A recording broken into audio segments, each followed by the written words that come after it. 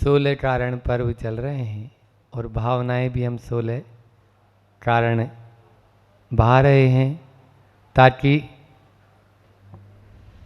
इस जन्म जन्म के जो बंधन से छुटकारा पाकर हम भी मुक्त हो सकें। तीर्थंकर प्रकृति को देने वाली ये भावनाएं एक एक दिन करके आज 10वां दिन 9 भावनाएं अपन भा चुके हैं।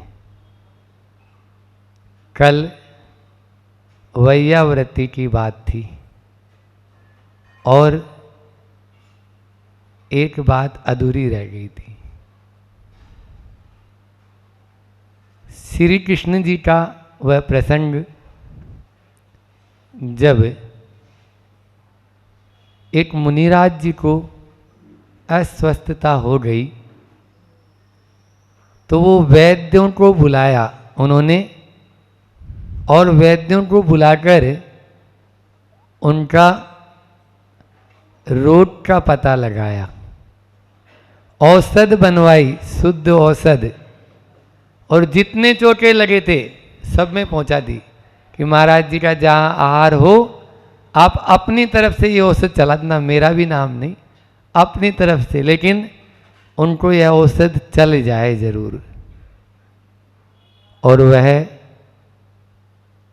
लगभग 1-1.5 महीने तक लगातार इसी तरह से किए और फल ये हुआ कि आगामी जो 24 तीर्थंकर होंगे उनमें से 16वें तीर्थंकर श्री कृष्ण जी बनेंगे। यह तीर्थंकर प्रकृति को देने वाली वैयावृत्ति भावना जिसकी कल अपन ने बहुत ही अच्छे से एक दूसरे से चिंतन किया, चर्चा की, आज अगली भावना के रूप में आ रही है अरहत भक्ति भावना। अरहत भक्ति भावना, अरहतेषु शुभानुराग,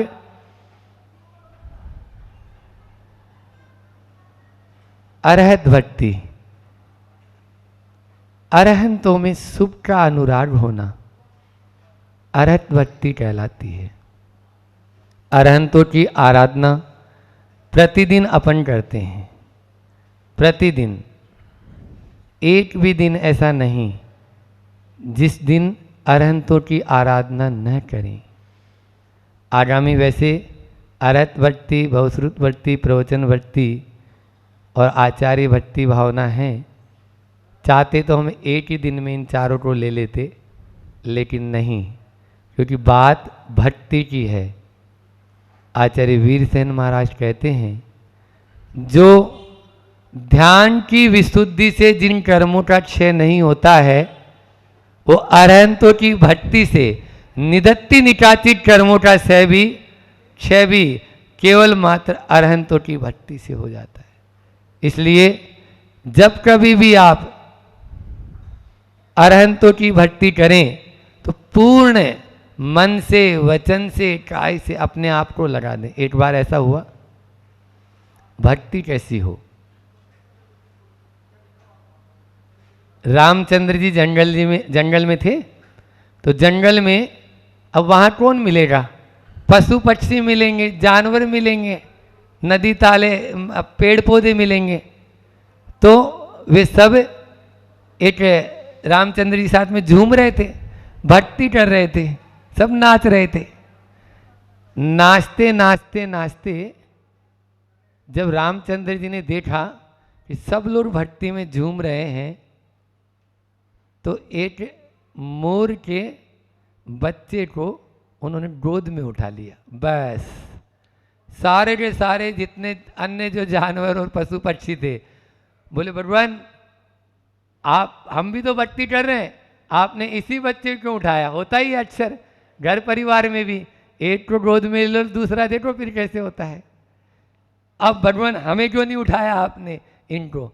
बोले रामचंद्र जी ने जो जवाब दिया वो ध्यान में रखो कि सुनो, ये जो मोर का बच्चा नाच रहा था ना, इसने भक्ति करते करते करते करते अपने सारे पंखों का त्याग कर दिया। आप भी अपने पक्ष का त्याग करेंगे तब अरहतवत्ती भावना आपकी भाने योग्य होगी और सही होगी। जब तक अपने पूर्वाग्रह का पक्ष रखोगे तब तक वो भक्ति नहीं है। हम क्या करते हैं, मंदिर में तो आ जाते हैं लेकिन ध्यान जूतों चप्पल पे ही जाता है। अब जूतों चप्पल पे जाएंगे क्या मिलेंगे बोलो? आप भगवान को चावल चढ़ा रहे हो सामने और उधर ध्यान जा रहा है, जिसका ध्यान करेंगे वही तो मिलेंगे। यदि आप उसका ध्यान करेंगे तो सीधी सीधी बात है, आप भगवान के दरबार में आए हो, पुजारी बनो, भिखारी भी मत बनो। भिखारी बनेंगे कुछ मिलने वाला नहीं, पुजारी मिलेंगे 3 लोक की संपदा मिलेगी, 3 लोक की संपदा, त्रिलोकी नाथ बन जाएंगे। आज उसी भावना की चर्चा चल रही है। तो 3 लोक के नाथ बनना है या फिर जो है वो गांठ का भी चला जाना है। इसलिए अपने आप को एक बात और बताए कि अरहतवत्ती की बात चल रही है, नमो अर्यंताणम बोलते हैं अपन, हालांकि आप लोगों ने बहुत बार सुना होगा फिर भी। और नमो सिद्धाणम, सिद्ध भक्ति नहीं दी 16 कारण में, दीदी सुन रही हूँ कि सिद्ध भक्ति नहीं दी, अरहतवत्ती दी, आचार्य भक्ति दी, बहुश्रुत भक्ति दी, प्रवचन भक्ति दी, सिद्धों की भक्ति नहीं दी। सिद्ध तो बड़े हैं लेकिन सिद्धों की भक्ति तीर्थंकर प्रकृति का कारण नहीं बताया।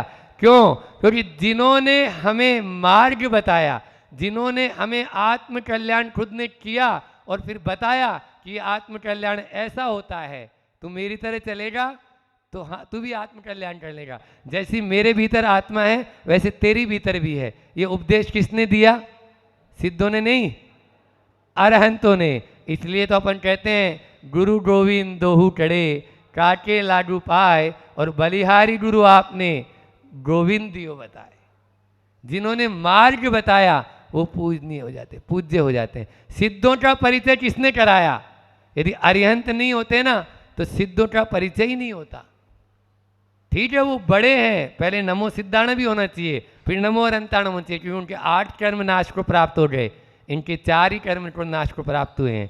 लेकिन 4 कर्मों के बाद में भी इन्होंने हमें अरिहंतों ने बताया कि बेटा ये सिद्ध हैं, इनको प्रणाम करना है, तब हम उनको प्रणाम करते हैं। इसलिए अरहत भक्ति भावने की आज जो भावना की जो बात चल रही है, और ऐसे नहीं हमारे यहाँ हर किसी को अरहंत नहीं बोला है। सच्चे देव किसको कहा? जो वीतरागी हो, हितोपदेशी और सर्व। कली पाठशाला में मैंने पढ़ाया था शाम को, आज ये अरहत भक्ति। तो इसलिए हमारे यहाँ एक बार ऐसा हुआ, एक राजा जी की सवारी जा रही थी। अब राजा जी की सवारी जा रही थी, मान लीजिए जैसे 2 नंबर गली आपकी यही है, अब इसमें से निकलें, अब उतने कम समय में अब हुआ ये कि जो ड्यूटी पे तैनात थे उनके उसी समय एक कुत्ता, जानवर को कौन पकड़े, कुत्ता आया और उसने मल कर दिया। अब सामने से उधर से राजा जी की सवारी आना है और इधर अब इतनी जल्दी कैसे तो वो सफाई करे, कैसे क्या हो, तो उसके हाथ में वही राजा जी के लिए जो था फूल माला और फूल जो हाथ में थे वो कि अभी तो ये डाल दो बाद में देखेंगे। अब क्या था, अब क्या था, जो आए अरे यहाँ तो कोई मंदिर है, फूल चढ़ा दिया। जो आए पूरा का पूरा लवाजमा राजा जी के पीछे, अब ढेर लग गया वहां पर। अब पूछा गया भैया ये कौन सा मंदिर, आज तक तो नहीं। तो वो जो कर्मचारी काम कर रहा था ना वो बोलते अभी अभी एक देवता प्रकट हुए यहाँ पे, मल देवता प्रकट हुए। ये स्थिति है हमारे यहाँ। ऐसी यानी कोई भी अरहत भक्ति की बात नहीं की है। कौन को नमस्कार करना है, किसके सामने झुकना है, ये बताया कि 18,200 से रहित हो, उन्हीं के सामने हम अपना सिर नवा सकते हैं। उदाहरण आप लोग सब जानते हैं कि अंगूठी में उसने आर्यत प्रकार की प्रतिमा बनवाई और नमस्कार किया, लेकिन ऐसे नहीं कि मैं इन सामने वाले राजा को नमस्कार कर दूं। तो ये सब यानी जो है ना अपने यहाँ सच्चे देव शास्त्र गुरु जो स्वयं फिर पत्थर की नाव में बैठे उनके पार हो जाओगे। और भारत की संस्कृति तो ऐसी संस्कृति है कि हर चौराहे पे या हर कहीं पे भी चले जाओ आप, ये सबसे पहले मिल जाएगा, कहीं पे भी मड़िया बना दो।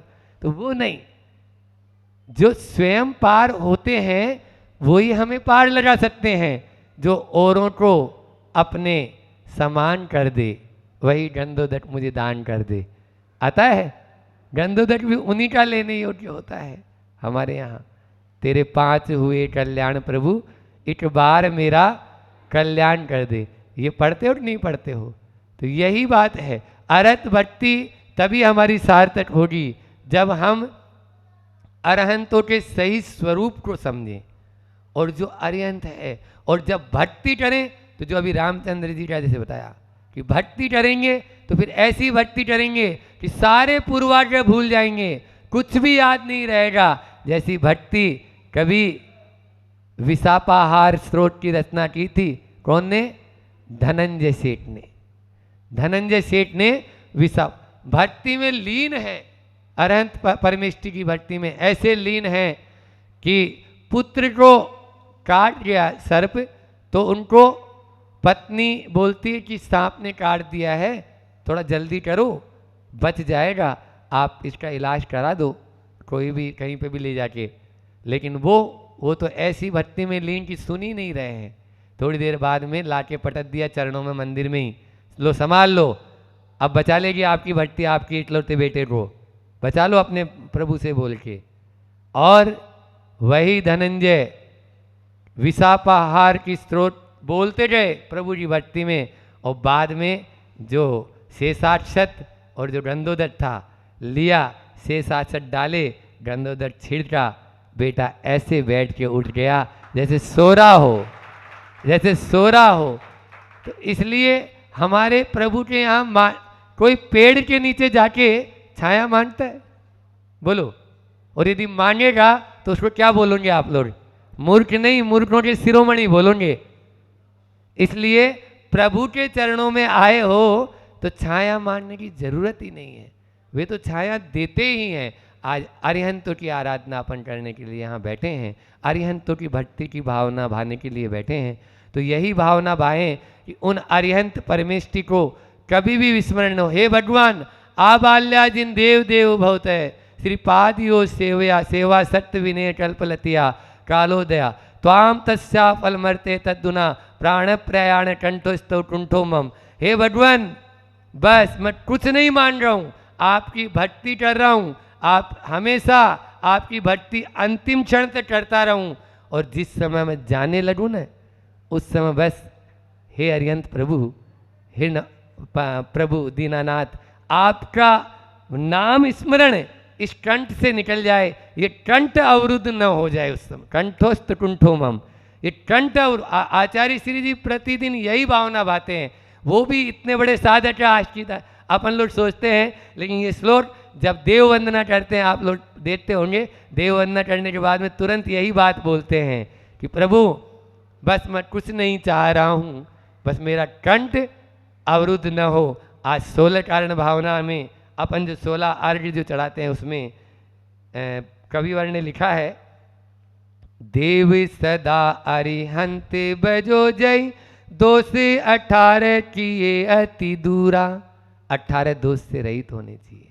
अभी जो मैंने बोला, पाप पठाल भय अति निर्मल, कर्म कठोर किए चक चूरा।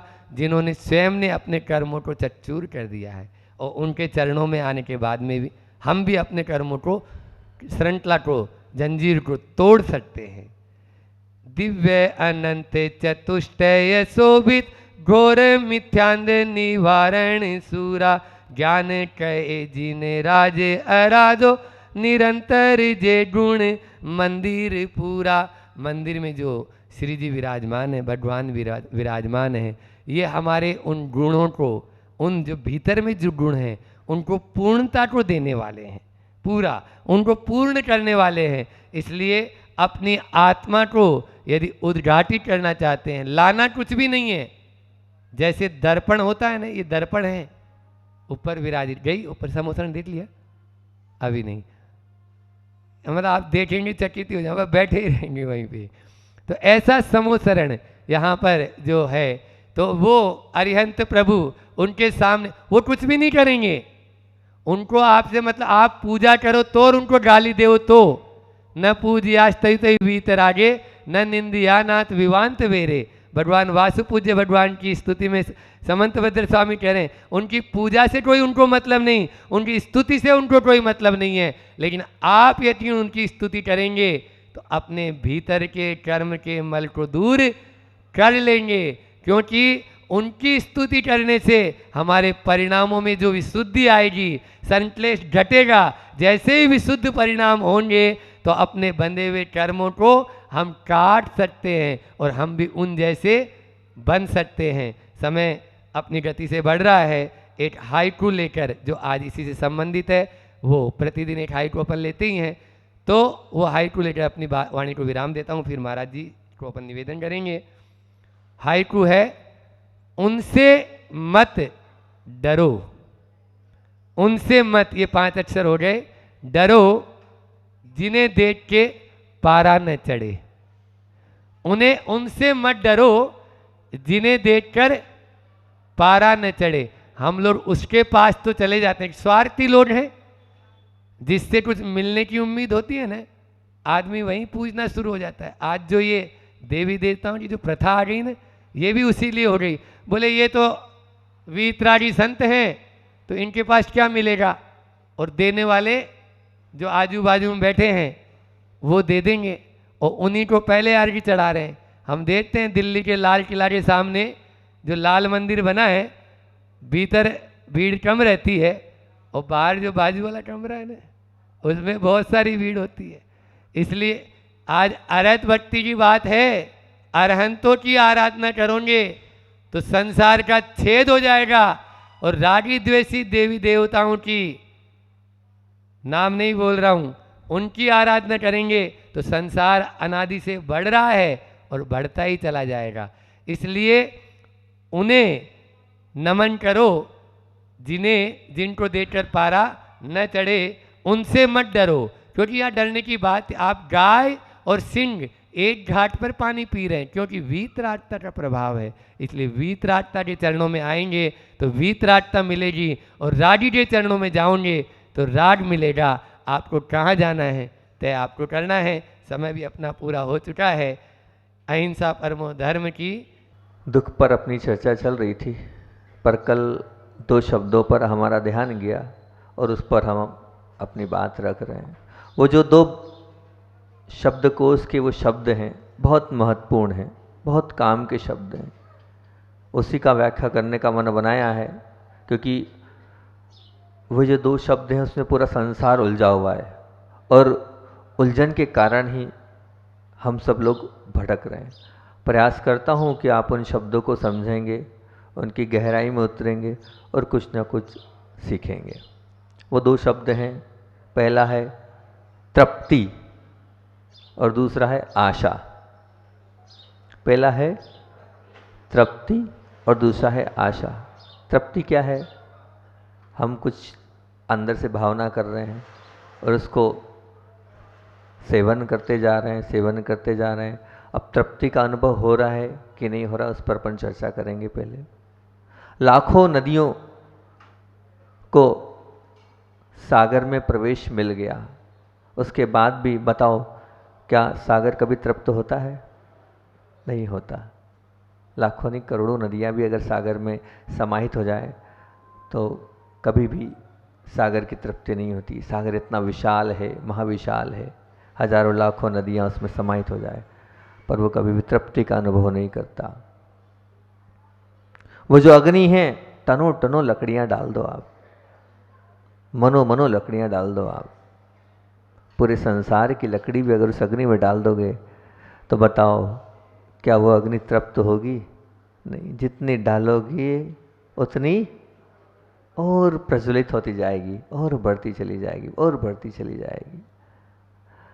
लाखों सबों को हम अग्नि संस्कार दे देंगे, उसके बाद भी वो शमशान क्या तृप्त होगा? नहीं होगा। हम जब नेमावर में थे तो नेमावर में प्रतिदिन नदी के किनारे ध्यान करने शाम को जाते थे, और वहाँ रोज़ देखते थे वही स्थान है, वहीं 5-7 स्थान बने हुए थे, वहीं पर आते थे रोज़ के रोज़ 4-5-6, क्योंकि वहाँ आसपास वहाँ की प्रक्रिया की नर्मदा नदी के किनारे ही जलाते थे। मैं रोज़ सोचता देखो वो स्थान तृप्त होने का नाम ही नहीं ले रहा है। रोज़ 2-3 दिन होते हैं, वो खारी उठी, फिर उसी स्थान पर दूसरी, ऐसे 10-12 स्थान बने थे। मतलब हम वहाँ 2-3 महीने लगभग गए सामायिक करने, वो स्थान फिर रिपीट, वो स्थान फिर रिपीट। मैंने कहा तो वो स्थान तृप्ति का नाम नहीं ले रहा है कि नहीं भैया अब मेरे पास स्थान नहीं, अब मत जलाओ यहाँ। तो उसी प्रकार वो शमशान भी कभी तृप्त होता है? नहीं होता। बस इसी प्रकार हमारा जो पापी चित्त है वो कितनी ही संपत्ति मिलने के बाद भी कभी तृप्त नहीं होगा। ये व्याभिचारी मनुष्य कितनी ही स्त्रियों के साथ संबंध रख ले, उसके बाद भी वो संतुष्ट नहीं होगा, उसकी आंखें विचलित ही रहेगी। कितनी भी इष्ट हो, मिष्ट हो, उसको डालने के बाद भी हमारा ये जो पेट है कभी संतुष्ट या कभी तृप्ति का अनुभव नहीं करेगा। खूब जगह घूमने चले जाएं हम, अनेकों हिल स्टेशनों पर कभी भी ये मन उतने घूमने के बाद भी कभी संतुष्टि को या तृप्ति को महसूस नहीं करेगा। खूब प्रसिद्धि हो जाए, खूब प्रतिष्ठा हो जाए, खूब अपना नाम भी हो जाए, उसके बाद भी तृप्ति और तृप्तिजन्य प्रसन्नता का अनुभव ये कभी कर ही नहीं सकता ये। क्योंकि तृप्ति अगर हम चाहें हो, ये हमारी मन की गलत धारणा है, हम तृप्त हो ही नहीं सकते हैं। जैसे मान लो सागर का पानी है, आप सागर का पानी पियोगे तो सागर के पानी से कभी प्यास नहीं बुझती, ध्यान रखना, कभी नहीं बुझेगी, उल्टा और अधिक बढ़ जाएगी। जैसे कोई को भस्मक व्याधि रोग है और आप उसको भोजन जितना दोगे ना, वो उतनी भूख उल्टा बढ़ेगी, बढ़ती चली जाएगी। ऐसे ही ये हमारी बाहरी सामग्रियां हैं, इनके मिलने के बाद और उन सामग्रियों के भोगने के बाद भी ये जो पापी चित्त है, ये लोभग्रस्त चित्त है, ये वासनाग्रस्त चित्त है, ये कभी भी संतुष्टि को प्राप्त कभी नहीं हुआ है और कभी होगा भी नहीं, बल्कि और वो जो अतृप्ति है वो बढ़ती चली जाएगी। तो फिर क्या फ़ायदा ऐसा वो सागर का पानी पीने से, क्या फ़ायदा ऐसा वो भोजन करने से, क्या फ़ायदा पदार्थों को भोगने से जिससे तृप्ति नहीं बल्कि अतृप्ति की बढ़ोतरी हो रही है। आप स्वयं अपने जीवन के अनुभव के आधार पर ये परीक्षा करो, क्या कभी किसी भी पदार्थ के, किसी भी भोग के, किसी भी विषय के लिए आपके मन में कभी ऐसा है बस अब बहुत हो गया? कभी भाव आया है आपका बस बहुत हो गया? अपने मन से ये प्रश्न पूछो। खूब सारे आपने अच्छे अच्छे सुंदर सुंदर कपड़े खरीदे हैं और खरीदेंगे भी, क्या कभी भावा नहीं नहीं भैया खूब पहन लिया, नहीं आता, बुढ़ापे में भी नहीं आता भैया, बुढ़ापे में भी नहीं आता, बस अब बहुत हो गए, भाव जिस दिन से आ जाएगा बस अब तो कतई नहीं, ये भाव कभी आया? अब नहीं करूँगा मैं, इन भोगों से तृप्ति नहीं होती है, अब मैं इन भोगों के पीछे नहीं पड़ूंगा मैं। उसके अंदर अंधकार ही कभी भाव हुआ?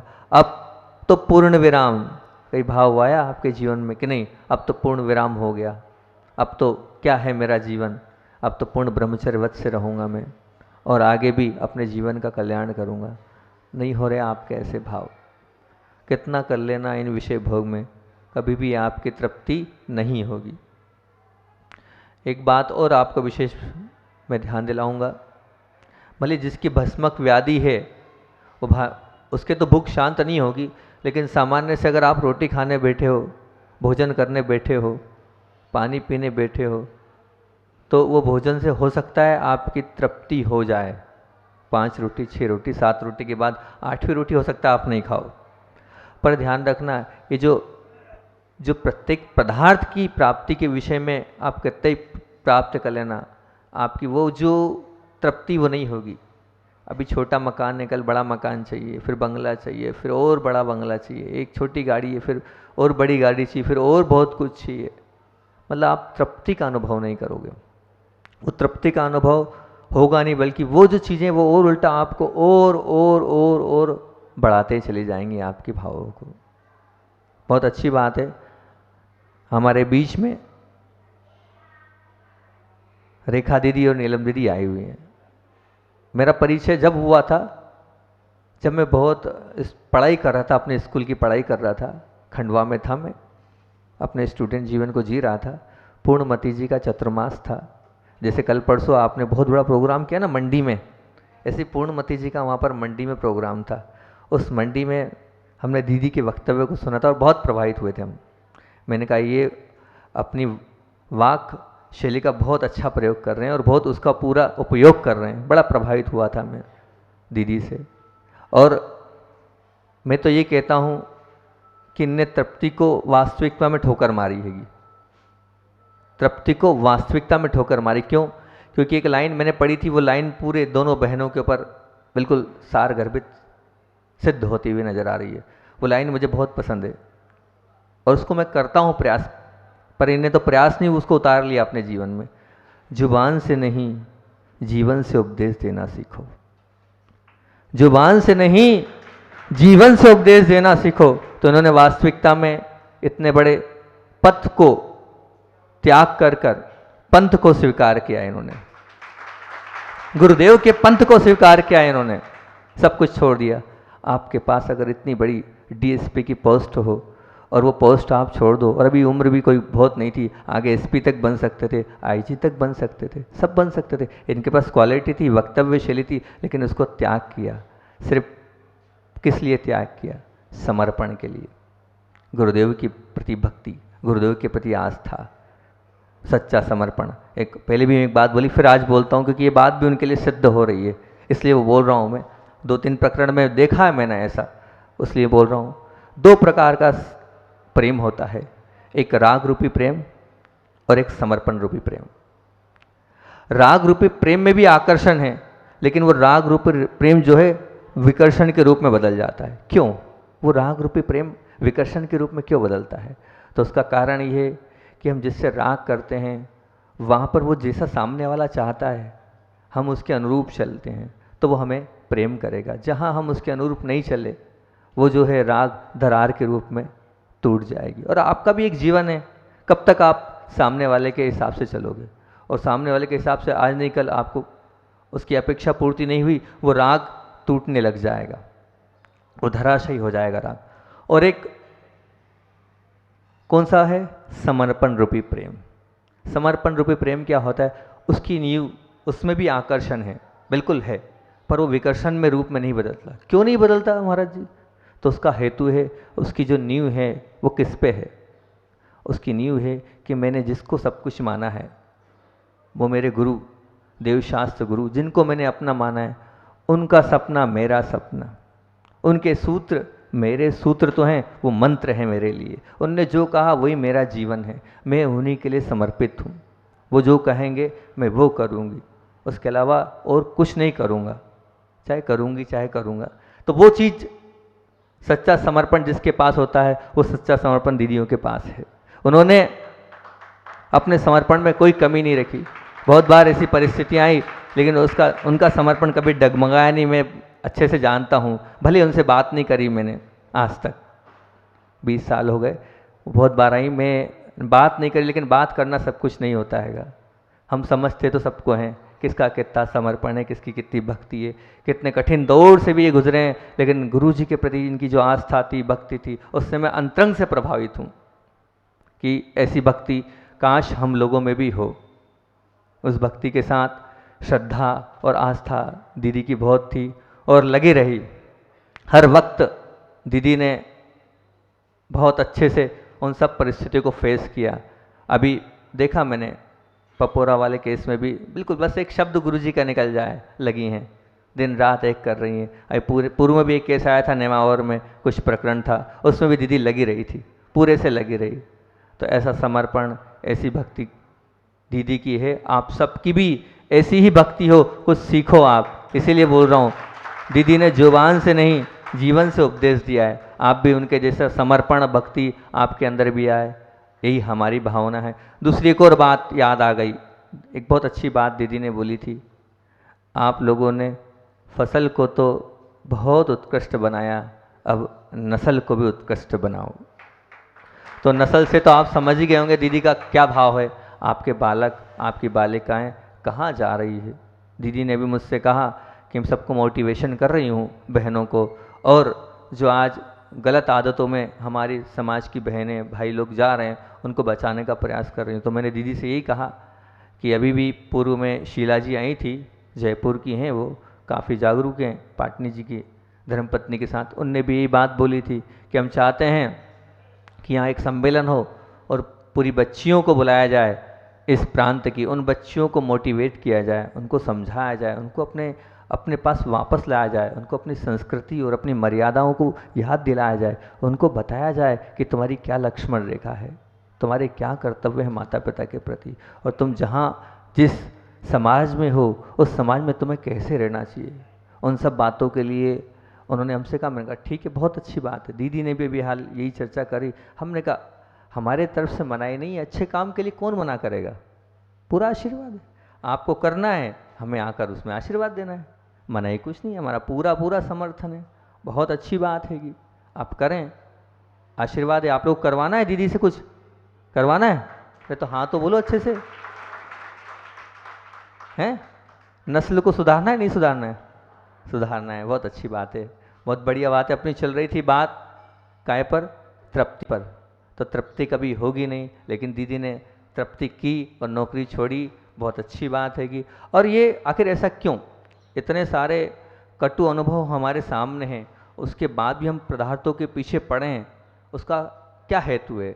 तो उसका एक ही हेतु मैं मानता हूँ, आशा। उसका दूसरा पहलू है आशा। हमारे पास आशा है, उस आशा के कारण हम पीछे पड़े हैं। आज नहीं कल हमें वो चीज़ मिलेगी, आज नहीं कल हमें वो संतुष्टि मिलेगी, आज नहीं कल वो सब कुछ हम प्राप्त कर लेंगे। ये आशा हमारे अंदर है, उस आशा के कारण हम पीछे पड़े हुए हैं। एक अच्छा दृष्टांत याद आया, सुनाता हूँ।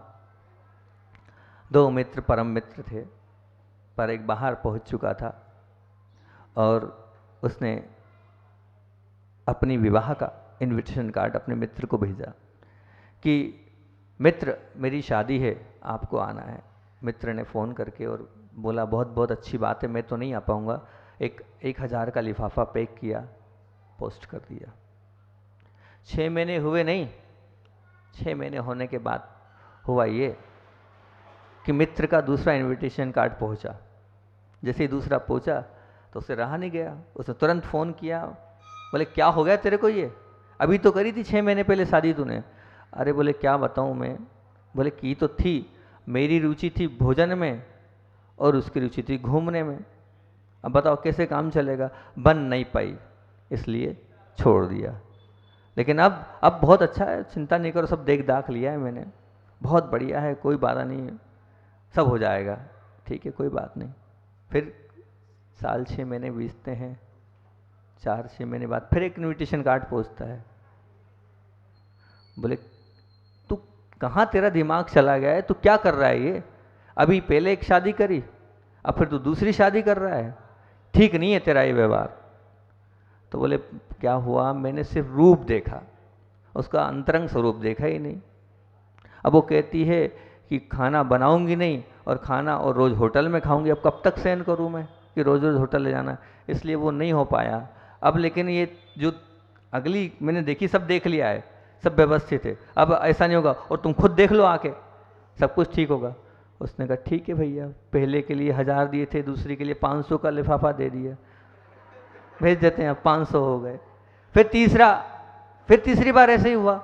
अब बोले अब हमारे समझ से परे भैया, तुम क्या कर रहे हो ये। बोले नहीं वो क्या हुआ, सब बात ठीक थी, लेकिन क्या है थोड़ी कमी है उसके अंदर, वो क्या है बिल्कुल जैसे हम चाहते वैसे वो चल नहीं रही, अनुरूप चल नहीं रही, और मैंने उससे कहा ये करना है, वो नाराज़ हो गई, चले गई, इसलिए ऐसा कर रहा हूँ।